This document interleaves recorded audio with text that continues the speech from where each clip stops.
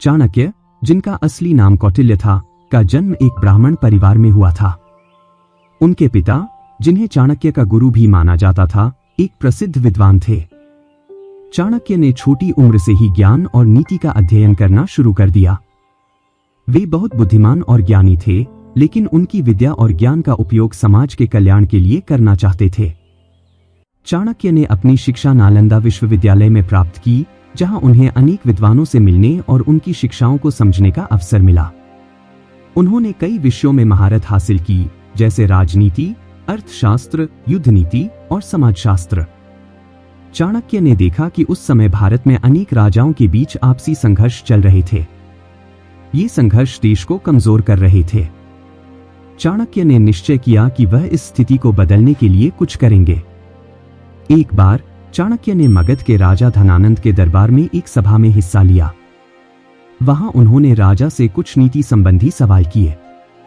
राजा धनानंद ने चाणक्य का अपमान किया और कहा, तुम एक साधारण ब्राह्मण हो, तुम्हें किस बात की समझ है। इस अपमान ने चाणक्य को गहरी चोट पहुंचाई।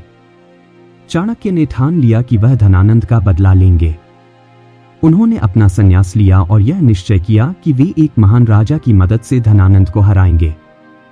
चाणक्य ने अनेक जगहों पर खोज की और अंततः चंद्रगुप्त मौर्य नामक एक युवा और साहसी व्यक्ति से मिले। चंद्रगुप्त एक गरीब ब्राह्मण के पुत्र थे, लेकिन उनमें नेतृत्व करने की अद्भुत क्षमता थी। चाणक्य ने चंद्रगुप्त को अपने साथ लिया और उसे साम्राज्य की स्थापना के लिए प्रशिक्षित करने का निर्णय लिया। चाणक्य ने चंद्रगुप्त को अनेक शिक्षाएं दी। उन्होंने उसे सिखाया कि एक सफल राजा को कैसा होना चाहिए।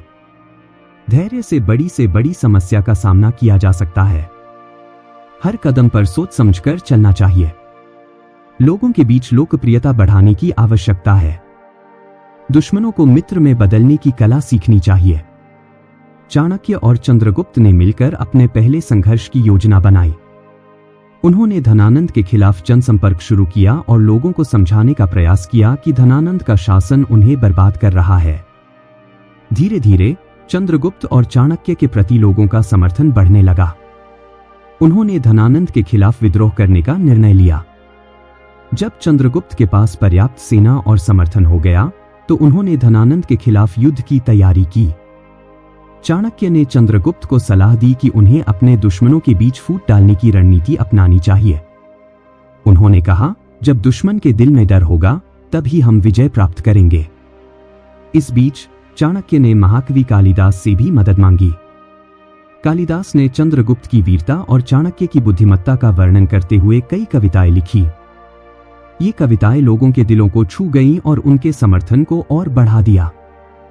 आखिरकार युद्ध का दिन आया। चंद्रगुप्त और चाणक्य ने धनानंद के खिलाफ अपनी पूरी ताकत लगाई। यह एक कठिन युद्ध था, लेकिन चाणक्य की रणनीतियों और चंद्रगुप्त की वीरता ने काम किया। उन्होंने धनानंद की सेना को हराया और उसे देश से भागने पर मजबूर कर दिया। चंद्रगुप्त ने मगध की गद्दी पर बैठकर मौर्य साम्राज्य की स्थापना की। चाणक्य ने चंद्रगुप्त को सलाह दी कि वह अपने शासन में न्याय और करुणा का पालन करे। चंद्रगुप्त ने अपने राज में चाणक्य की शिक्षाओं को ध्यान में रखा और उनका साम्राज्य बहुत समृद्ध और शक्तिशाली बन गया। चाणक्य ने अपने जीवन में अनेक नीति नियम और कूटनीतियां विकसित की, जिन्हें बाद में अर्थशास्त्र के रूप में जाना गया। उन्होंने बताया कि नीतिगत निर्णय लेने के लिए सच्ची बुद्धिमत्ता और धैर्य की आवश्यकता होती है। चाणक्य ने जीवन के अंतिम क्षणों में चंद्रगुप्त से कहा, सच्चा राजा वही है जो अपने लोगों के प्रति करुणा और न्याय का पालन करता है।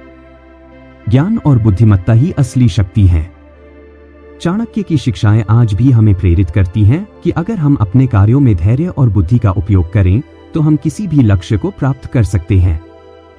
इस कहानी से हमें यह सीखने को मिलता है कि धैर्य, बुद्धिमत्ता और सही रणनीति के माध्यम से हम किसी भी कठिनाई को पार कर सकते हैं। चाणक्य ने दिखाया कि संघर्ष और कड़ी मेहनत के माध्यम से हम अपने सपनों को साकार कर सकते हैं।